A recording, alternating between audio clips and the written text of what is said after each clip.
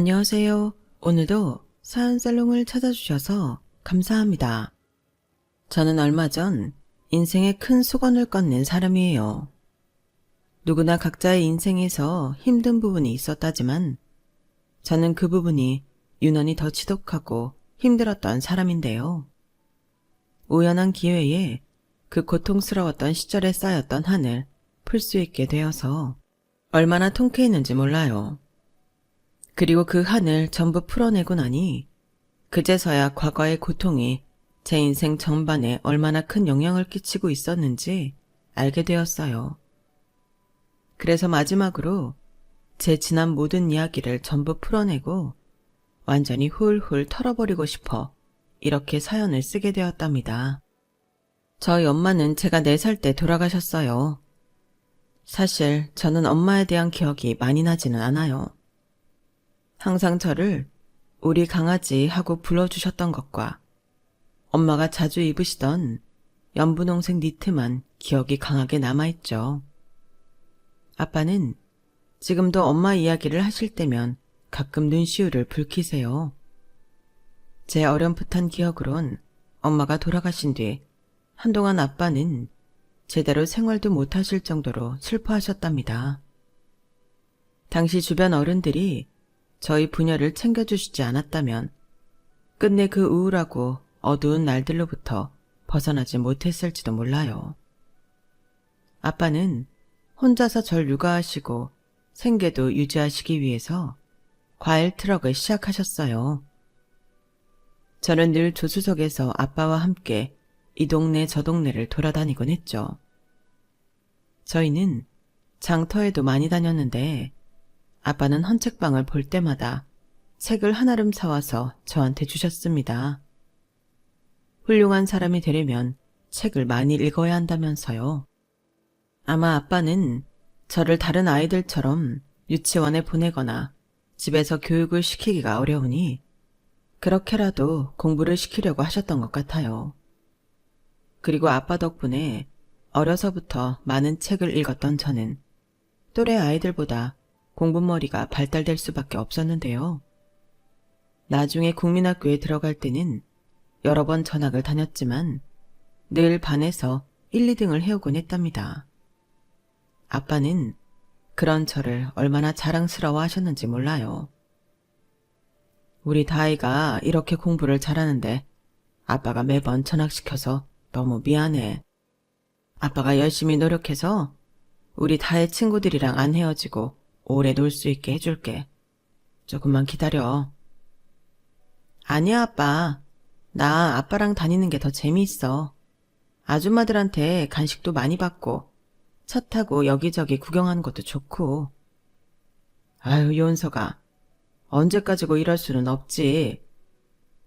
어렸던 저는 아빠가 하시는 말을 완전히 이해하지 못했고 그저 진심으로 놀러 다니는 게 재미있어서 그렇게 대답한 거였죠. 하지만 아빠는 정말 부지런히 일을 하고 돈을 모으셔서 제가 중학교에 들어갈 때쯤엔 한 동네에 집을 구하고 장사할 가게도 구하셨어요. 순전히 저의 교육을 위해서 서울 안에 그래도 학군이 괜찮다는 동네에 들어갔고 작은 방이 딱 하나 있는 옥탑방 월세집을 구하신 거였죠. 그리고 근처 시장 입구에서 과일을 팔기 시작하셨습니다. 2년 뒤엔 상가짜리로 들어가서 정식 판매를 하셨고요. 저희 집 집주인은 아래 1층에 살았는데 그 집엔 저와 동갑인 여자아이가 있었어요. 항상 환경이 자주 바뀌고 친구를 오래 사귀지 못했던 저는 그저 순진한 마음으로 주인집 딸아이를 볼 때마다 인사를 했는데요. 그 아이는 감정 없는 눈빛으로 절 쳐다보고는 아무 말 없이 가버리더군요. 한 번도 제 인사를 받아주는 법이 없었어요. 항상 또래 아이들보다 어른들과 보내는 시간이 많았던 저는 누굴 만나도 인사를 하는 게 습관이라 처음 2-3달 정도는 만날 때마다 반사적으로 인사를 했는데 하도 무시를 당하니 나중에는 저도 인사를 굳이 하지 않았죠. 처음으로 전학 없이 3년 동안 같은 학교를 다니게 된 저는 그런 학교 생활에 적응하는 게 쉽지 않았습니다.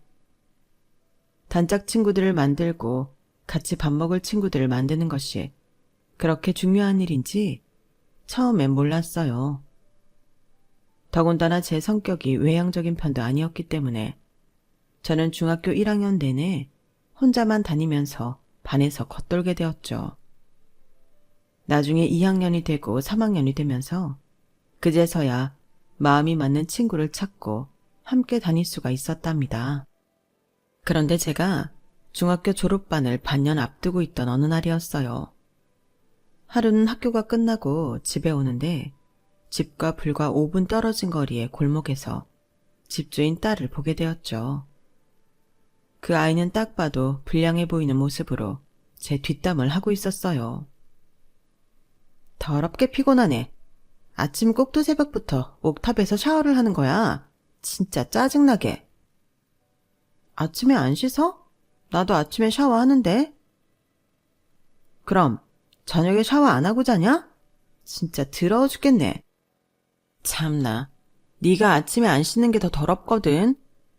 아니, 너야 니네 집에서 아침에 씻든 저녁에 씻든 뭔 상관이야. 걔는 남의 집 들어와 살면서 왜 꼭 또 새벽부터 샤워를 쳐왔냐고 짜증나게. 아, 네가 말했던 그 과일? 과일이가 부지런한 앤가 보지. 순내 양심 없어. 시장 바닥이라서 그런가?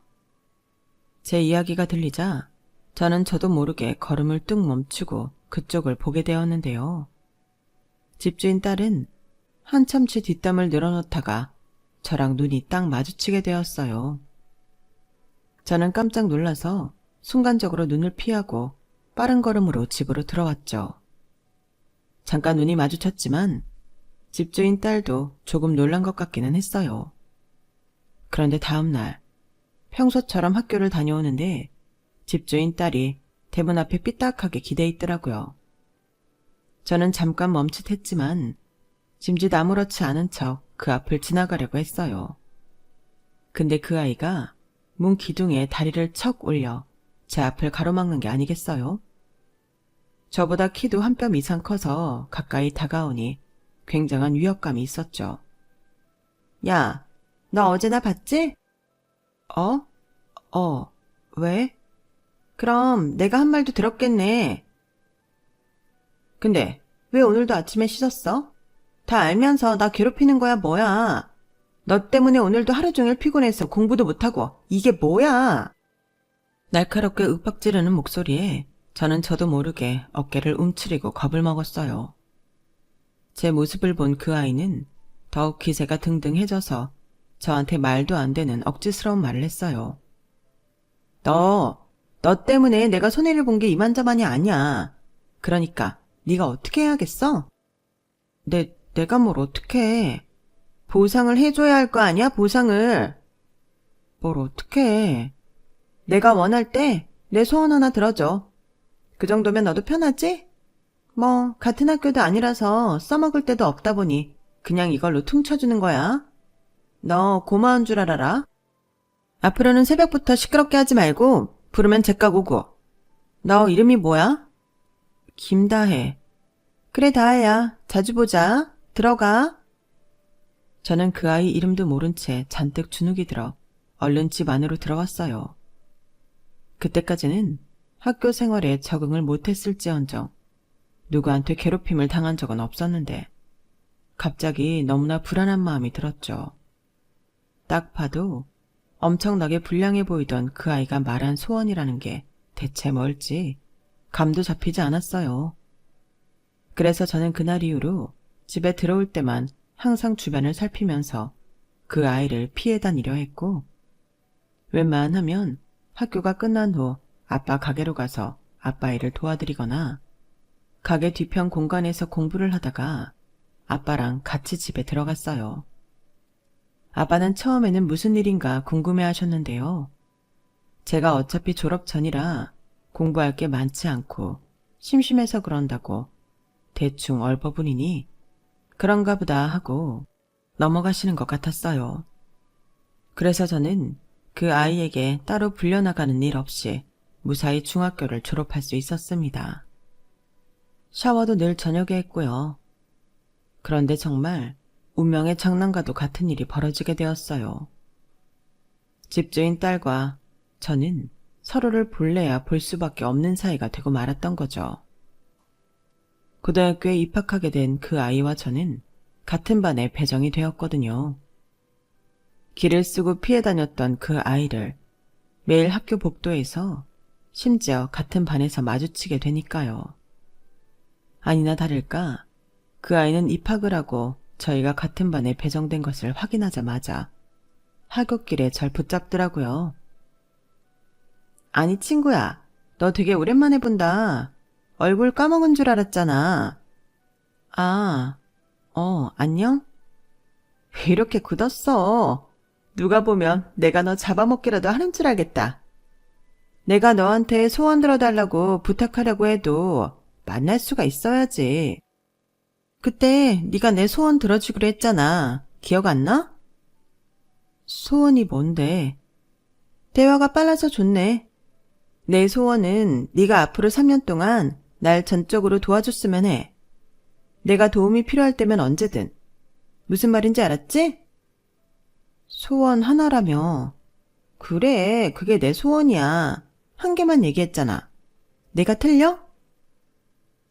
아니, 근데 3년 동안이면. 야, 너 진짜 못됐다.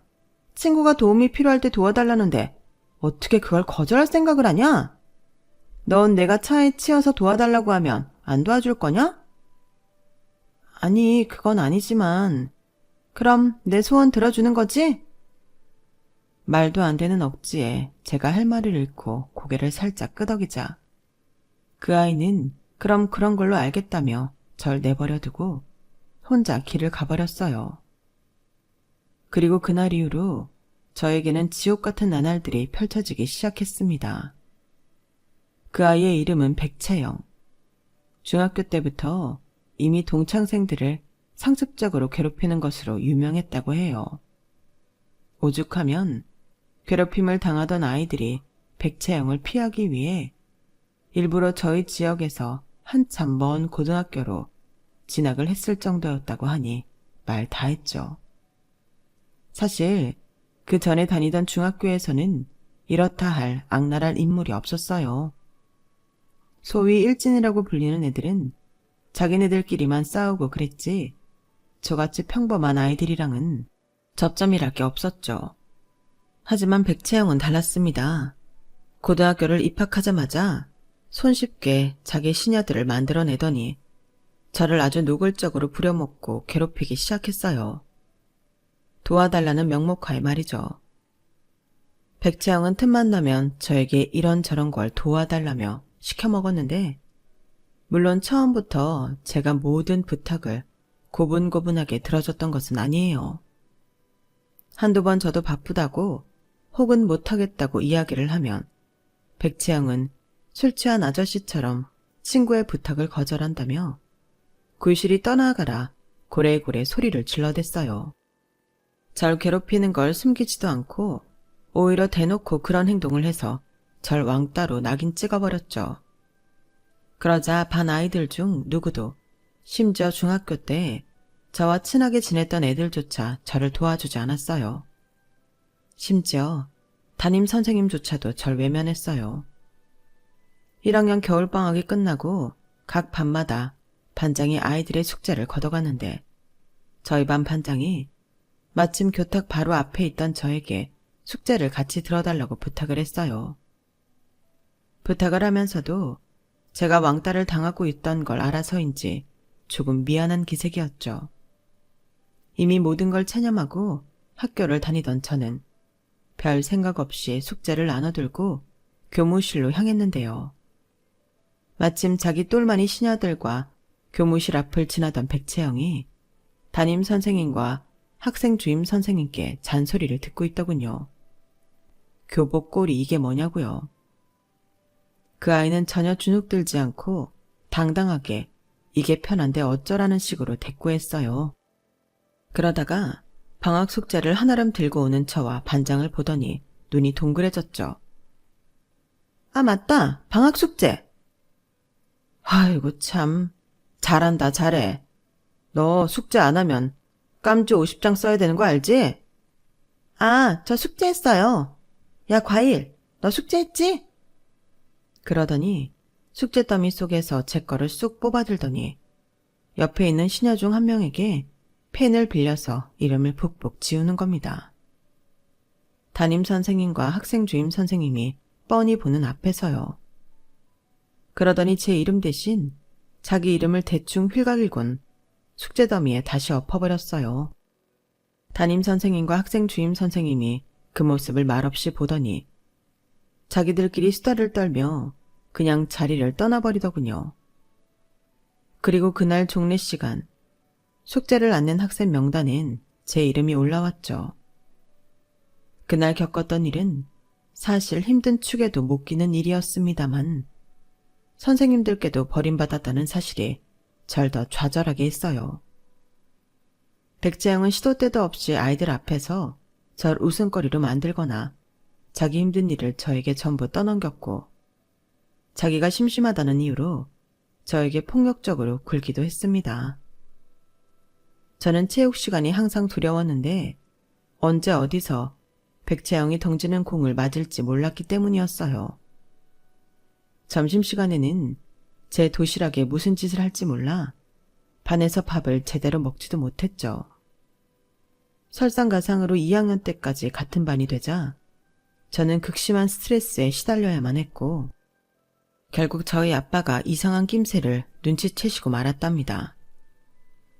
다혜야, 너 혹시 요즘 무슨 일 있어? 왜 자꾸 성적은 떨어지고 살은 점점 빠지니? 아빠한테 얘기해봐. 요새 너 뭔가 이상해. 제가 백채영에게 괴롭힘을 당하고 학교에서 왕따라는 사실은 아빠한테만큼은 비밀로 하고 싶었던 일이지만 동시에 누군가는 알아줬으면 했던 일이기도 했는데요. 저에게 처음으로 무슨 일 있냐고 물어보는 사람이 아빠일 줄은 몰랐어요. 저는 아빠의 질문에 아무 말도 못하고 눈물을 뚝뚝 흘렸고 놀란 아빠는 저를 진정시키면서 자초지종을 물었죠. 저는 힘겹게 더듬거리며 그간의 일을 털어놓았어요. 그게 아빠 마음에 대못을 박는 일이라는 건 알았지만 저로서는 달리 다른 방법을 생각해낼 수가 없었거든요. 아빠는 큰 충격을 받으셨고 제 얘기가 끝나자마자 제 손을 붙잡고 아래층으로 내려갔어요. 그리고 주인집 문을 사정없이 두드리기 시작했죠. 한밤중에 이게 무슨 소란이야? 당신 미쳤어? 그래요. 제정신 아닙니다. 이 집 딸내미가 제 딸한테 무슨 짓을 했는 줄 아십니까? 지난 2년 동안 우리 딸을 아주 상습적으로 괴롭혔답니다. 축제시키고 심부름시키는 건 기본에 장난이랍시고 도시락을 엎고 물건 던져서 맞추고 발 걸어서 넘어뜨리고 댁내 딸내미가 밖에서 이딴 짓 저지르고 다니는 거 알았어요? 딸내미부터 나오라고 해요. 어머머, 이 사람이 이거 진짜 미쳤나 봐.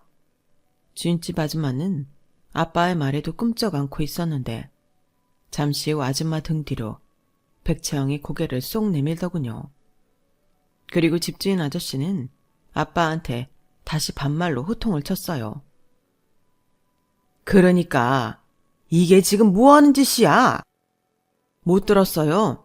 이 집 딸내미가 우리 딸한테 깡패 같은 짓을 저질렀다고요. 채영아, 네가 말해봐. 네가 그랬어? 그러자 백채영은 정말 가증스러운 맑은 얼굴로 고개를 도리도리 저었죠. 그러자 집주인 아저씨는 저희 아빠를 세게 밀쳐내며 윽박을 질렀습니다. 우리 딸이 아니래잖아. 당신이 뭔데 남의 딸 거짓말쟁이로 만들어? 그럼 우리 딸이 거짓말을 했다는 겁니까? 이 몰골을 좀 봐요. 우리 딸이 고등학교 입학한 뒤로 살이 얼마나 빠졌는지. 교과서도 전부 찢기거나 발자국 투성입디다. 당신이 가난해서 애 굶겨놓고 왜 엄한 내 딸한테 책임을 물어? 우리 딸이 그랬다는 증거 있어? 있냐고? 불쌍해서 옥탑방이라도 내줬건만 이거 진짜 정신병자 아니야? 당장 방 빼! 방을 빼라는 말에 저는 깜짝 놀라 제가 잘못했어요 라는 말을 뱉었어요. 그러자 아빠는 더더욱 화를 내시며 제 앞을 가로막았죠. 다혜 너 나와. 너 네가 잘못한 거 없는데 그런 짓 하지 마. 알았어? 이딴 집 더러워서 내가 안 살아. 방 뺀다 방 빼. 당신들 내가 경찰에 제대로 신고할 거야. 알았어? 그리고 아빠는 정말로 그 자리에서 짐을 다 빼버리셨어요. 밤을 꼬박 새면서 짐들을 트럭에 실었죠. 그리고 그 다음날 아빠는 제 손을 잡고 학교도 가셨어요.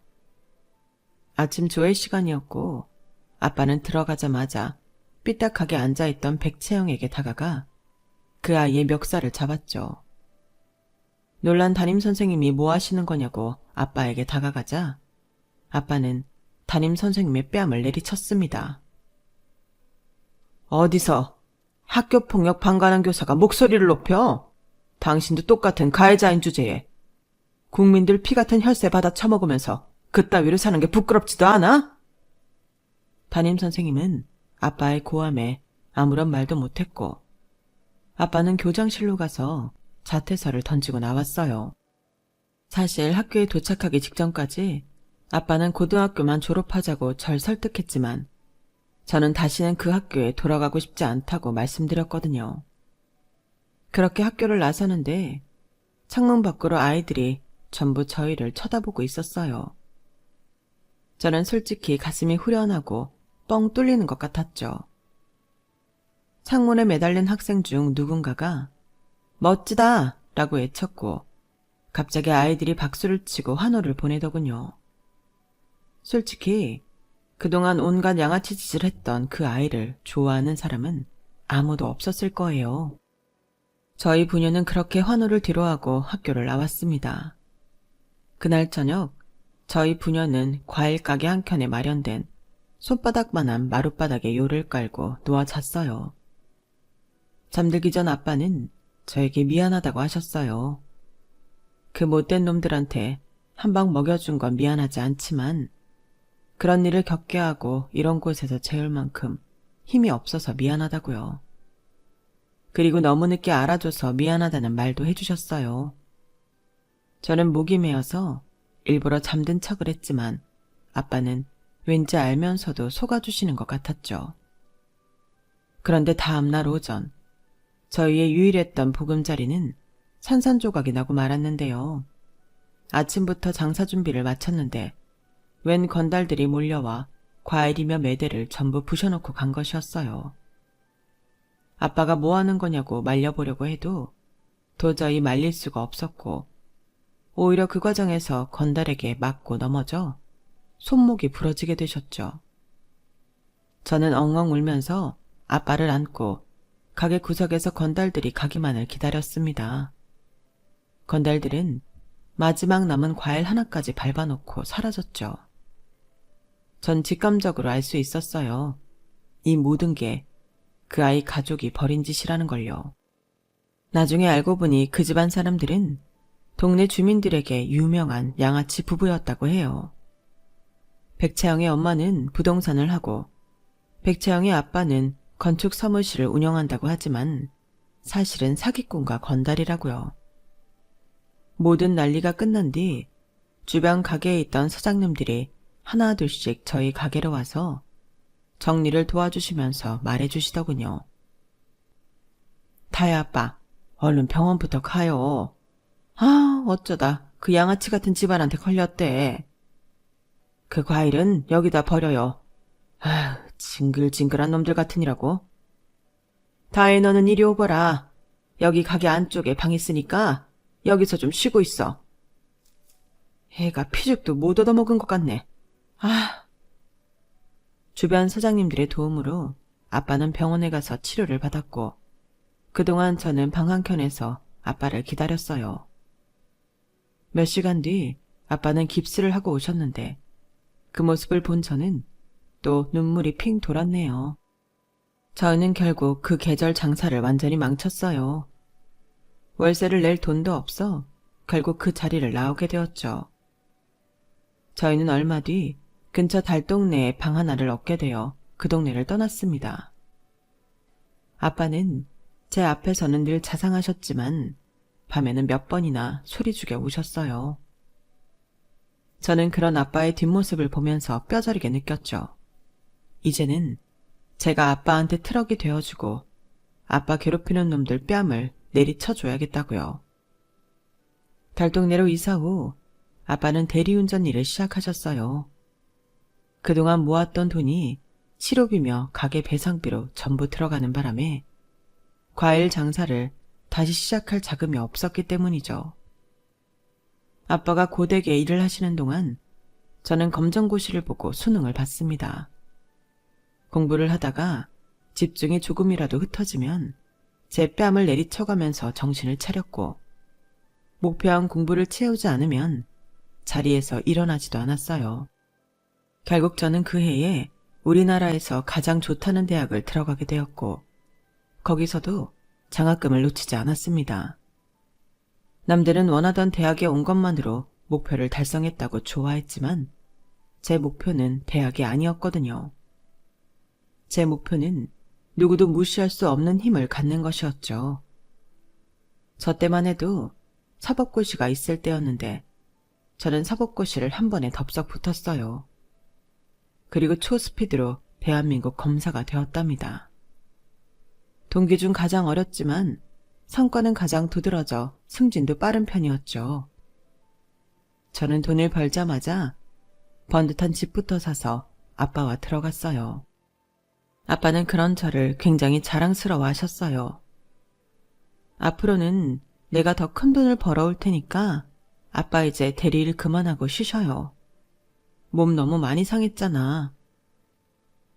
그렇다고 하루 종일 집에만 있을 수야 있나, 연서가.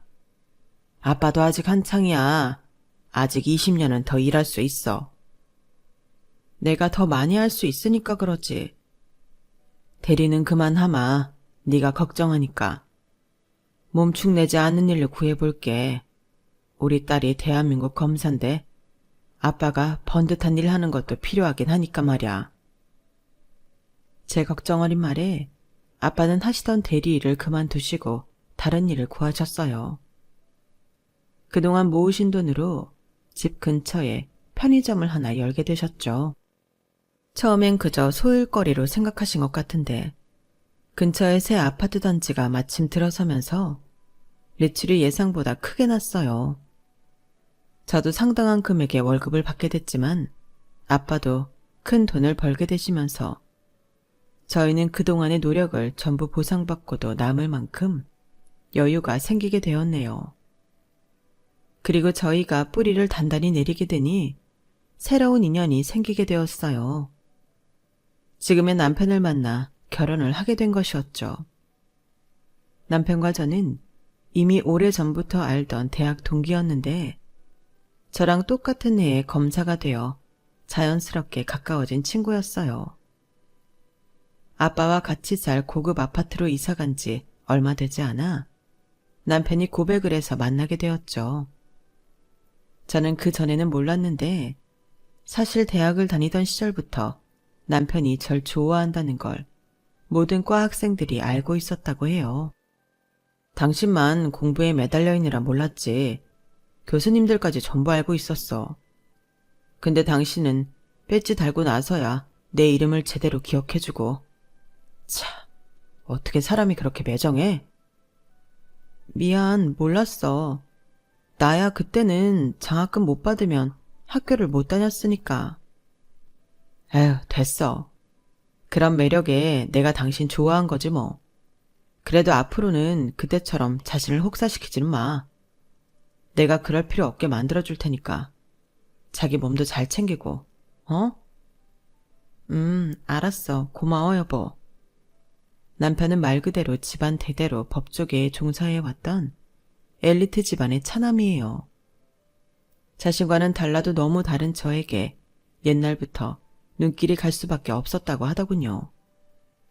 그리고 제 고정관념과는 다르게 저희 시부모님도 저의 그런 면을 높이 사서 절 며느리로 들이실 때 굉장히 좋아하셨어요. 항상 저를 부르실 때마다 우리 복덩이라고 부르시는 모습에 저도 모르게 어렴풋한 기억 속 엄마가 생각나 울컥하기도 했네요. 저는 그렇게 힘들었던 과거는 다 잊고 잘 살아가고 있었습니다. 그런데 어느 날 오래된 제 친구에게서 연락이 온 거예요. 그 옛날 고등학교 1학년 때 같은 반 반장이었던 친구였는데 제가 자퇴한 후 교과서며 시험지며 가져다주며 제가 진도를 놓치지 않도록 절 많이 도와줬던 친구였죠. 영은아, 너무 오랜만이다. 무슨 일이야? 다혜야, 정말 미안한데 부탁 하나만 해도 될까? 내가 이런 부탁할 수 있는 사람이 너뿐이라 미안해.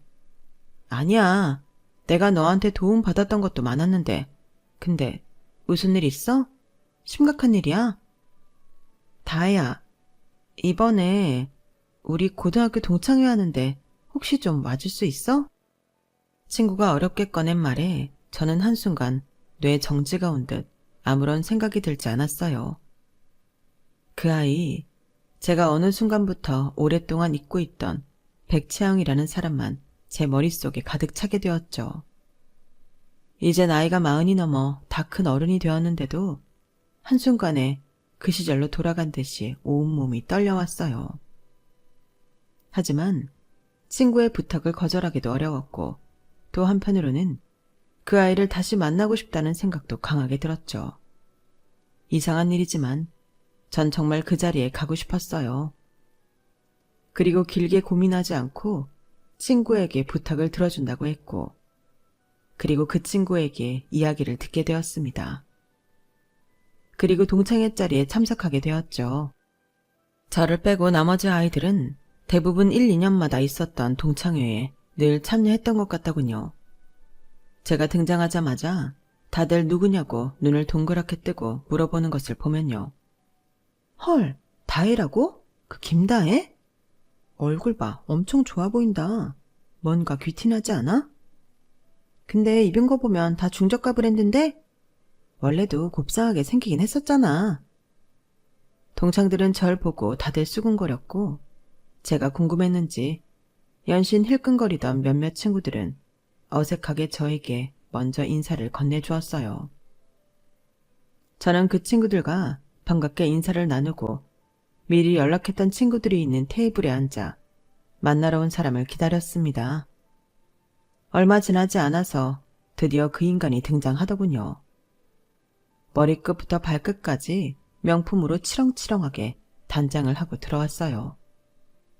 손톱 끝에는 뭘 그렇게 덕지덕지 붙여놨는지 손을 한번 움직일 때마다 짤랑거리는 소리가 들려왔죠. 저는 저도 모르게 마른 침을 한번 삼켰지만 생각보다 많이 긴장되거나 하진 않더라고요. 어머, 얘들아 오랜만이다. 근데 메뉴가 이게 뭐니, 산티나게? 누가 이런 거 시켰어? 이거 영애가 시키지 않았어? 아니야. 아까 민정이가 중국집 땡긴다고 해서. 어머, 내가 언제? 그냥 이런저런 게 있다고 제안한 거지.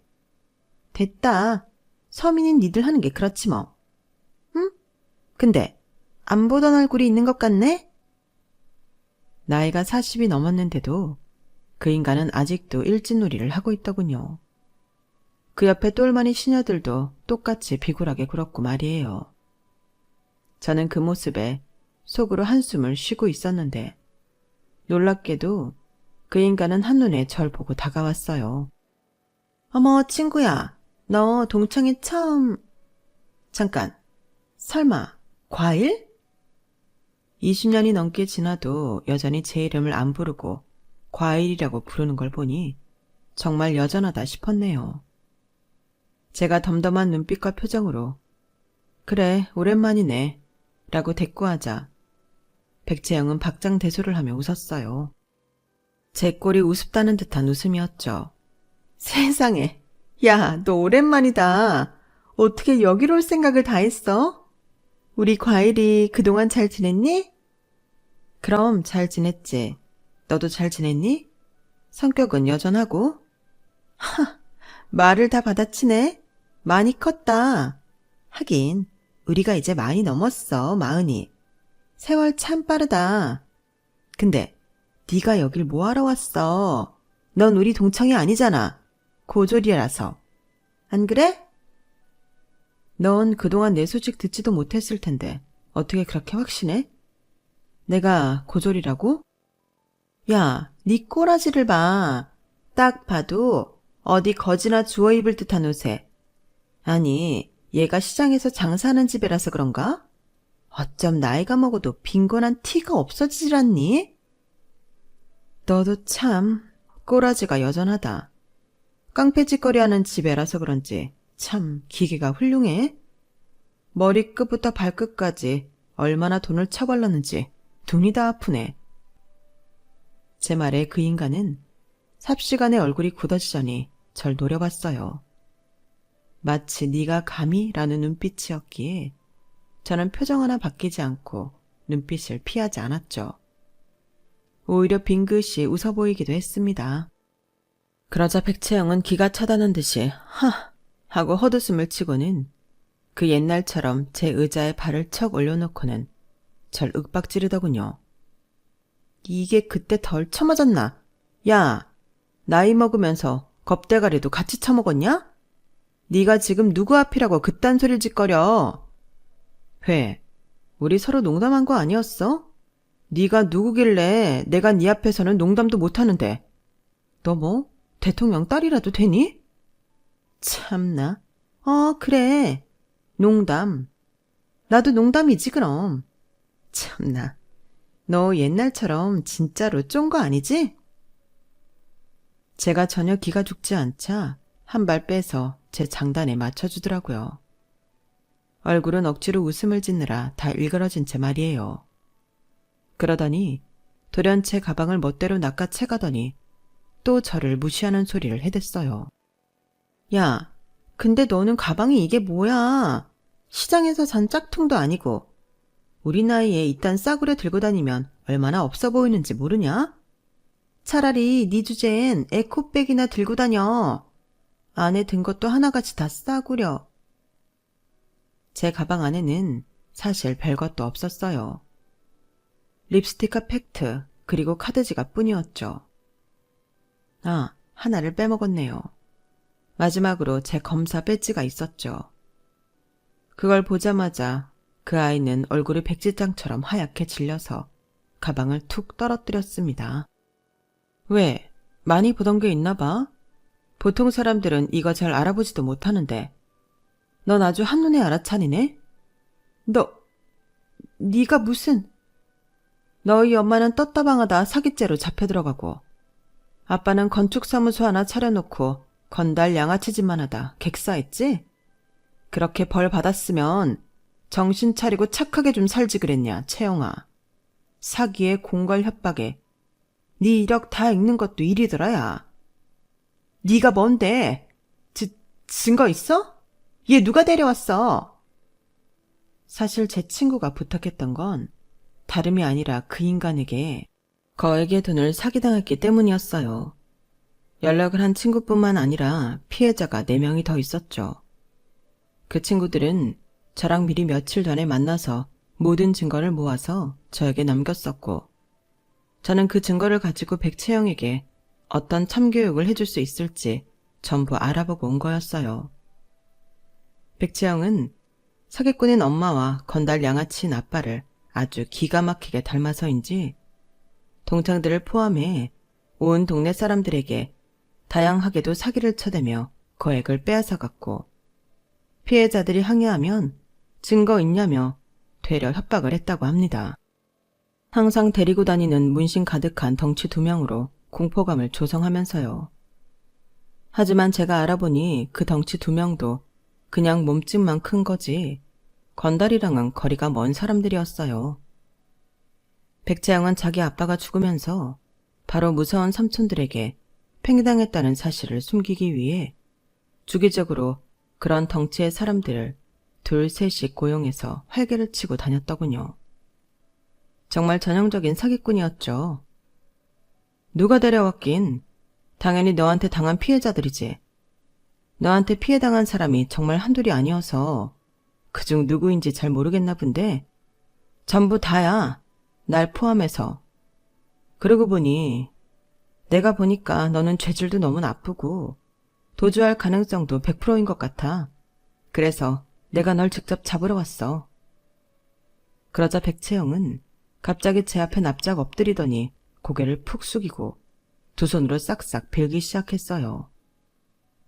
저도 걔가 그렇게까지 한 번에 태도를 바꿀 줄은 몰랐는데 한순간에 그렇게 비굴하게 굴더라고요. 그것마저 전형적인 사기꾼의 모습이라 솔직히 기분이 갑자기 더러워졌어요. 이유는 잘 모르겠지만 너무 쉽게 비굴하게 구니까 별로 기쁘지가 않았죠. 미안해. 내가 잘못했어. 나 선처 좀 해주라. 내가 이렇게 빌게. 반성문도 쓰고 피해자들이랑 합의도 볼게. 어? 내가 피해자들한테도 사과할게. 제발. 너라면 집행유예 줄 수 있잖아. 내가 반성하면서 살게.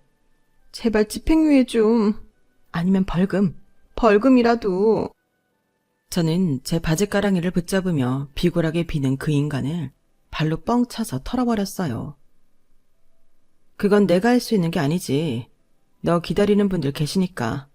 뭐 알아서 잘해봐. 어디 변호사도 선임할 수 있으면 해보고. 그리고 닫혀있던 룸 문을 열어버렸어요. 문 밖에는 대기하고 있던 경찰들이 있었고 그 인간은 아니나 다를까 그대로 반대쪽 문으로 달아나려고 했죠. 하지만 이내 경찰들에게 붙잡혀 그대로 끌려가고 말았답니다. 아주 마지막까지 땅바닥에서 버둥거리고 고래고래 소리를 치면서 끌려갔어요. 그 충격적인 모습에 다른 동창들도 입을 틀어막고 고요해졌죠. 저는 그 자리를 빠져나와 계획했던 일들을 하나씩 해나갔습니다. 사실 이미 증거도 명확했기에 별로 할 건 없었어요. 백재영은 반항 한번 못 해보고 그대로 교도소에 끌려가게 되었죠. 법정에서 실형을 선고받고 세상이 무너진 듯 엉엉 울며 끌려갔는데 나중에 알고 보니 그렇게 교도소에 가기 싫어했던 이유가 이미 예전에 들어갔다가 같은 수감자들 사이에서 엄청나게 괴롭힘을 당했었다고 해요. 순진한 마을 주민들 상대로 양아치 짓이나 할 줄 알았지. 사실 거기 들어간 진짜 힘세고 험악한 범죄자들 사이에선 그저 놀잇감에 지나지 않았던 거죠. 그런 일을 겪었으면 더 착하게 살 궁리를 해야지. 더 악랄하고 치사한 짓거리나 하고 다녔다니 정말 사람은 고쳐 쓰는 거 아니라는 말을 실감하게 되었네요. 저는 그날 이후로 어김없이 잘 지내고 있어요. 한동안은 가끔씩 그래도 그날 그 인간을 마주했을 때 뺨이라도 한 대 쳤으면 어땠을까 싶은 생각이 들긴 했지만 뭐 어쩌겠어요. 저는 제가 할 수 있는 모든 걸 다 했고 그 인간이 처참히 무너지는 꼴을 봤으니 속이 그래도 뻥 뚫린 듯 시원합니다. 제 이야기는 여기까지예요. 오늘 이 글을 쓰는 이 순간 이후부터는 저는 이제 더 이상 과거는 돌아보지 않고 미래만 생각하면서 살아가려고 합니다. 저희 부모님과 제 자녀들을 누구보다 강하게 지켜내면서요. 긴 글 들어주셔서 감사합니다. 들어주신 모든 분의 내일이 오늘보다 더 행복하시길 바랍니다. 여러분, 사연 댓글에 응원과 현명한 조언 부탁드려요. 좋아요와 구독은 저에게 큰 힘이 됩니다. 오늘도 좋은 일 가득하세요.